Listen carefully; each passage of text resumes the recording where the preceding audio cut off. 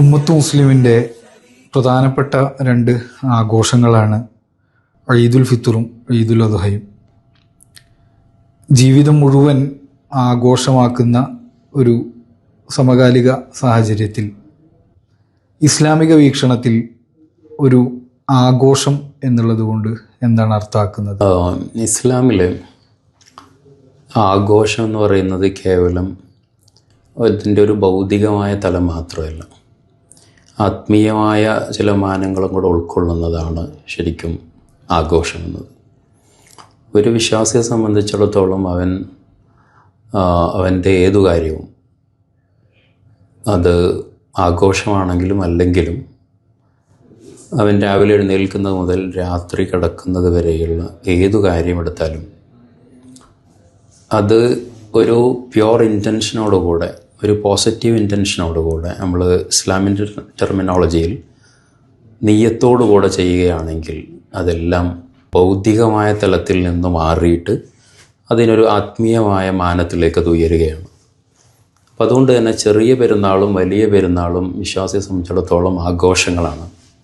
പക്ഷെ ആ ആഘോഷങ്ങൾ അവന് ഈ ആഘോഷങ്ങളിലൂടെ എന്തൊരു ആത്മീയമായ പുരോഗതിയാണ് ആർജിച്ചത് എന്ന് അന്വേഷിക്കുമ്പോഴും അതിനൊരു ഉത്തരം ഉണ്ടാകുമ്പോഴുമാണ് ശരിക്കും ആഘോഷങ്ങൾ അർത്ഥപൂർണമാകുന്നത്. പുതിയ തലമുറയുടെ ജീവിതങ്ങൾ തീർച്ചയായും അവർ മനസ്സിലാക്കുന്നത് അവരുടെ ജീവിതം മുഴുവൻ നമ്മുടെ കൺട്രോളിലുള്ള ഒരു സെർട്ടനായിട്ടുള്ള ഒരു ജീവിതം ജീവിച്ചു തീർക്കുക എന്നുള്ളതാണ് അവർ മനസ്സിലാക്കുന്നത്. പക്ഷേ ഇബ്രാഹിം നബി അലൈഹി ഇസ്ലാമിൻ്റെയും അതുപോലെ തന്നെ ഇസ്മായിൽ നബി അലൈഹി ഇസ്ലാമിൻ്റെയും ഹാജറ ബീവിയുടെയൊക്കെ ചരിത്രം പറയുന്ന ബലിപെരുന്നാളിൻ്റെ ഒരു ചരിത്രം നമ്മൾ പരിശോധിക്കുമ്പോൾ അവരുടെ ജീവിതത്തിൽ വ്യക്തമായി നമുക്ക് ദർശിക്കാൻ കഴിയുന്നത് കൃത്യമായിട്ടും ഒരു അൺസർട്ടനിറ്റി, അള്ളാഹുവിൽ നിന്ന് അവർക്ക് വരുന്ന പരീക്ഷണങ്ങളിൽ വലിയ പരീക്ഷണങ്ങൾ അവർ ജീവിതത്തിൽ നേരിടേണ്ടി വരുന്നുണ്ട്. ആ ചരിത്രങ്ങളെ എങ്ങനെയാണ് നോക്കിക്കാണുന്നത്? പിന്നെ നമ്മൾ ജീവിതം സർട്ടൺ ആയിരിക്കണമെന്നും, അതായത് നമ്മൾ കാണുന്ന, നമ്മൾ കേൾക്കുന്ന, നമുക്ക് പ്രഡിക്റ്റ് ചെയ്യാൻ പറ്റുന്ന രൂപത്തിലായിരിക്കണം നമ്മുടെ ജീവിതം എന്നത് മനുഷ്യൻ്റെ ഒരു മാനുഷികമായിട്ടുള്ള ഒരു ബേസിക് നീഡാണ്. അതായത് അങ്ങനെ ആയിരിക്കണം. എൻ്റെ ചോദ്യങ്ങളുണ്ടാകാം, പക്ഷെ ആ ചോദ്യങ്ങൾക്ക് കൃത്യമായ ഉത്തരങ്ങളുണ്ടാകണം. അതുപോലെ സംശയങ്ങളുണ്ടാകാം, അവയ്ക്ക് കൃത്യമായ ഉത്തരങ്ങളുണ്ടാകണം. അപ്പോൾ ജീവിതത്തിൽ നമ്മൾ ഓരോ ദിവസവും ഇപ്പം നാളെ എനിക്ക് ഇന്ന് തന്നെ കാണാൻ പറ്റണം, ഇങ്ങനെയെല്ലാം നമ്മുടെ കൈപ്പിടിയിൽ ഒതുങ്ങുന്ന രൂപത്തിലായിരിക്കണം നമ്മുടെ ജീവിതം. അതിൽ അനിശ്ചിതത്വങ്ങളോ അൺസർട്ടനിറ്റീസോ ഒന്നും ഉണ്ടാകാൻ പാടില്ല. അല്ലെങ്കിൽ അങ്ങനെ ഉണ്ടാകുമ്പോഴേക്ക് നമ്മൾ തളർന്നു പോകുന്ന ഇത് മനുഷ്യൻ്റെ ഒരു ബേസിക് ഇതാണ്. അപ്പം അതിന് നമുക്ക് സൈക്കോളജിയിൽ the need for cognitive closure എന്ന് പറഞ്ഞാൽ നമ്മളെ വിചാരങ്ങൾക്കും നമ്മുടെ ചിന്തകൾക്കും നമ്മൾ കാണുന്ന നമ്മുടെ ജീവിതത്തെക്കുറിച്ചുള്ള ആ ഒരു കാഴ്ചപ്പാടിനും അപ്പുറത്തേക്ക് ജീവിതം പോകാതിരിക്കുക, അങ്ങനെ വേണം അല്ലെങ്കിൽ അങ്ങനെ ആയിരിക്കണം നമ്മുടെ ജീവിതം എന്ന ഒരു ചിന്താഗതി, അത് ശരിക്കും ഒരു വിശ്വാസിയെ സംബന്ധിച്ചിടത്തോളം ശരിയല്ല. കാരണം നമ്മൾ പ്ലാൻ ചെയ്യുന്ന അതേ രൂപത്തിലാവില്ല നമ്മുടെ ജീവിതം മുന്നോട്ട് പോകുന്നത്. നിങ്ങൾ പറഞ്ഞ പോലെ ഈദുൽ അദ്ഹയുടെ ചരിത്രം ഇബ്രാഹിം നബി അലൈഹി ഇസ്ലാമിൻ്റെയും ഹാജർ ബീവി റളിയല്ലാഹു അൻഹയുടെയും ഇസ്മായിൽ നബി അലൈഹി ഇസ്ലാമിൻ്റെയൊക്കെ ചരിത്രമാണ്.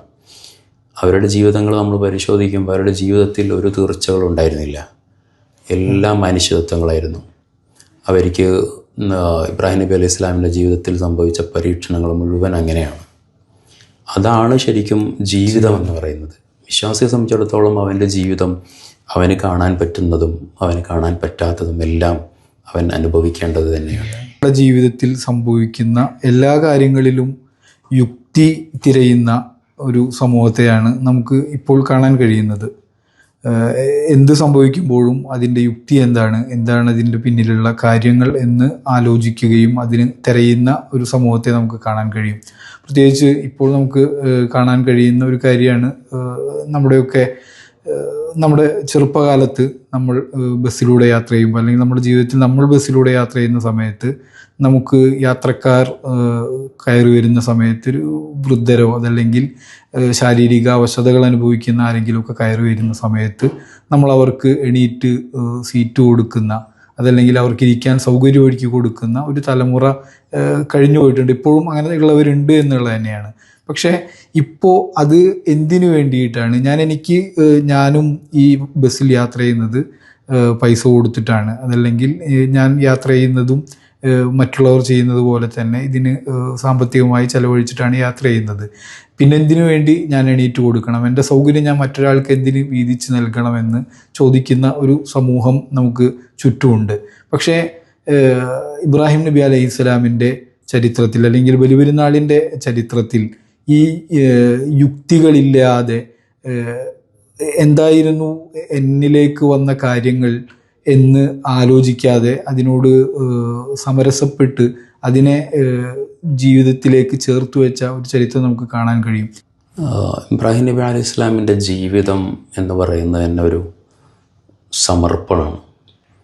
അവിടെ നമുക്ക് ഇപ്പോൾ ഫിലസ്തീനിലായിരിക്കുമ്പോൾ ഹാജർ റളിയല്ലാഹു അൻഹയെയും അതുപോലെ പിഞ്ചു പൈതലായ ഇസ്മായിൽ നബി അലൈഹി ഇസ്ലാമിനെയും മക്കയിൽ കൊണ്ടാക്കാൻ വേണ്ടിയിട്ട് അള്ളാഹുവിൻ്റെ കൽപ്പന വരുന്നുണ്ട്. ആ സമയത്ത് ഇബ്രാഹിം നബി അലൈഹി ഇസ്ലാം അവരെയും കൂട്ടി ആരാരുമില്ലാത്ത ഒരു ബാരൻ ഡെസേർട്ടായിട്ട് നൂറ്റാണ്ടുകൾക്ക് മുമ്പുള്ള മക്കയെക്കുറിച്ച് തങ്ങളുടെ അതിനു മുമ്പുള്ള വർഷങ്ങൾക്ക് മുമ്പുള്ള മക്കയെക്കുറിച്ച് സംസാരിക്കുന്നത്. അന്ന് മക്കയിൽ ബിൽഡിങ്ങുകളോ നമ്മളീ കാണുന്ന പോലെയുള്ള സൗകര്യങ്ങളോ ഒന്നുമില്ല എന്ന് തന്നെ പറയാം.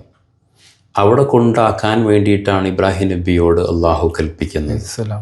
ആ സമയത്ത് ഇബ്രാഹിം നബി അലൈഹി സ്വലാം അള്ളാഹുവിനോട് എന്തുകൊണ്ട് എന്ന് ചോദിക്കുന്നില്ല.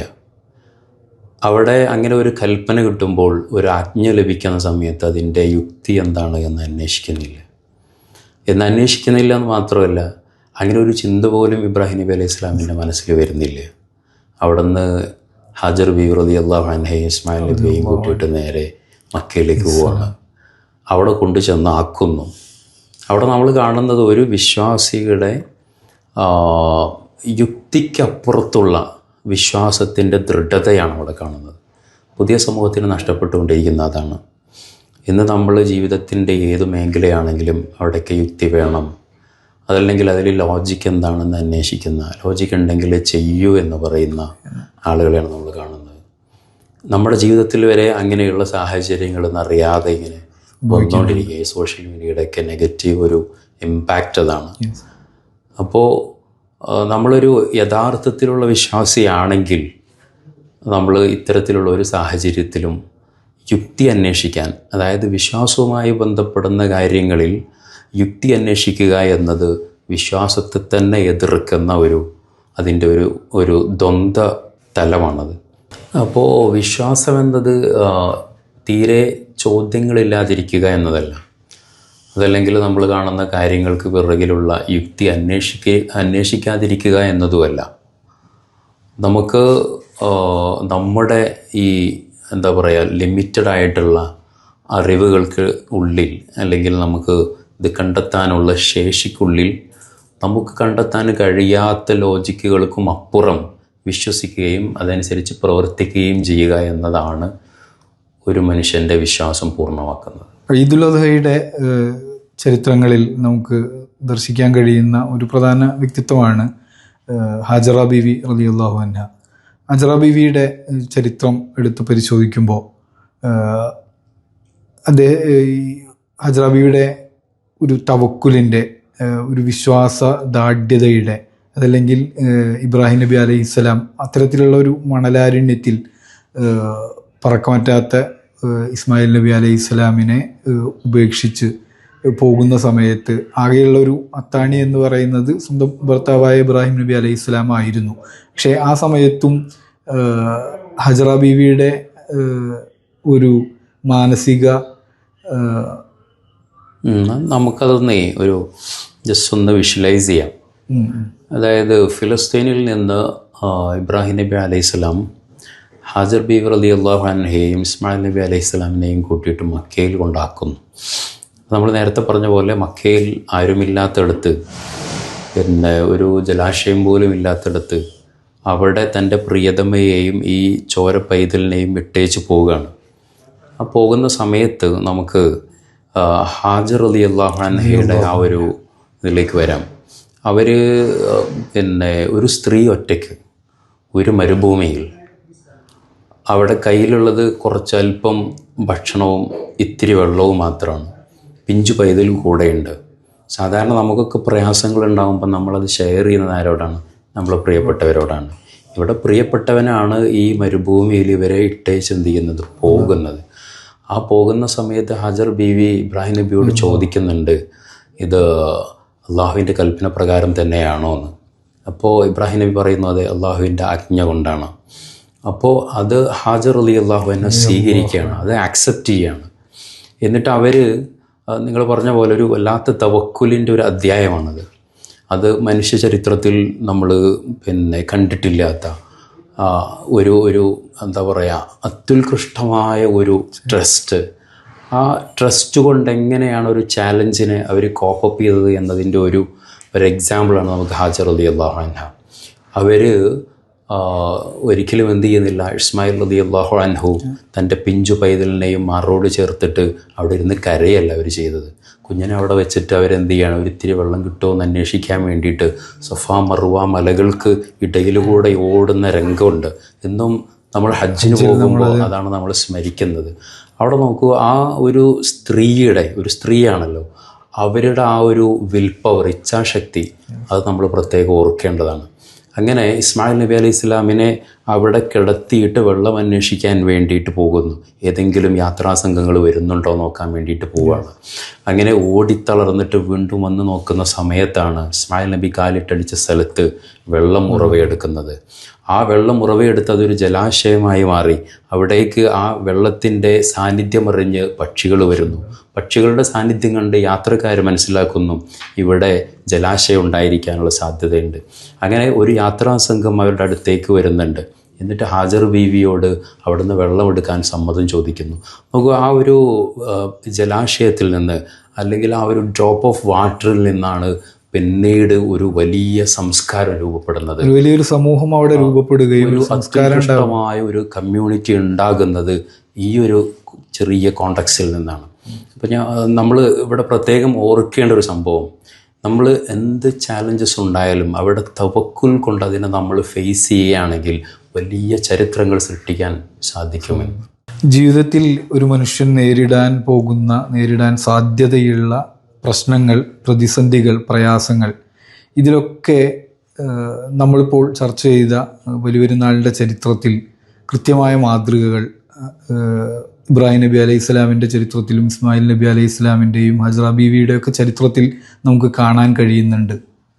ഇബ്രാഹിം നബി അലൈഹി ഇസ്ലാമിൻ്റെ ചരിത്രത്തിൽ നമുക്ക് ഒരു ഫെയ്ത്ത് ബിയോണ്ട് ലോജിക്, അതായത് യുക്തിക്കും അപ്പുറത്തുള്ള വിശ്വാസത്തിൻ്റെ ഒരു വലിയ മാതൃകയാണ്. പുതിയ സമൂഹത്തിന് അതൊരു നല്ല പാഠം കൂടെയാണ്. പിന്നെ ഹാജർ റളിയല്ലാഹു അൻഹയുടെ ചരിത്രത്തിൽ നമുക്കൊരു കംപ്ലീറ്റ് സ്ട്രെസ്ഡ് അപ്പോൺ അള്ളാഹുവിലുള്ള ഒരു എന്താ പറയുക, ദൃഢമായ തവക്കുലിൻ്റെ ഒരു മാതൃക അവിടെയുണ്ട്. ഇസ്മായിൽ നബി അലൈഹി ഇസ്ലാമിൻ്റെ ചരിത്രത്തിലേക്ക് വരുന്ന സമയത്ത് അവിടെയാണെങ്കിൽ ഒരു കംപ്ലീറ്റ് സബ്മിഷൻ, അള്ളാഹുവിന് വേണ്ടി എല്ലാം സമർപ്പിക്കുന്ന, അതിനപ്പുറത്തേക്ക് പിന്നെ നമുക്ക് പ്രിയപ്പെട്ടതൊക്കെയും ചിലപ്പോൾ ത്യജിക്കേണ്ടി വരുമെന്ന സാക്രിഫൈസിൻ്റെ ഒരു വലിയ പാഠം. ആ ത്യാഗങ്ങൾ ഉണ്ടാകുമ്പോഴാണ് വലിയ വിജയങ്ങൾ നേടാൻ കഴിയുക എന്ന പാഠവും നമുക്ക് ഈ ഒരു ബലിപെരുന്നാളിൻ്റെ ഈ ഒരു സാഹചര്യത്തിൽ പുതിയ എന്ത് പ്രശ്നങ്ങൾ നേരിടുന്ന സമയത്തും അത് എങ്ങനെ നമ്മൾ ഡീൽ ചെയ്യണം എന്ന ചില പാഠങ്ങൾ നമ്മെ പഠിപ്പിക്കുന്നതായിരിക്കണം നമ്മുടെ ആഘോഷങ്ങൾ എന്ന് നമുക്ക് എന്ത് ചെയ്യാം, പ്രതീക്ഷിക്കാം.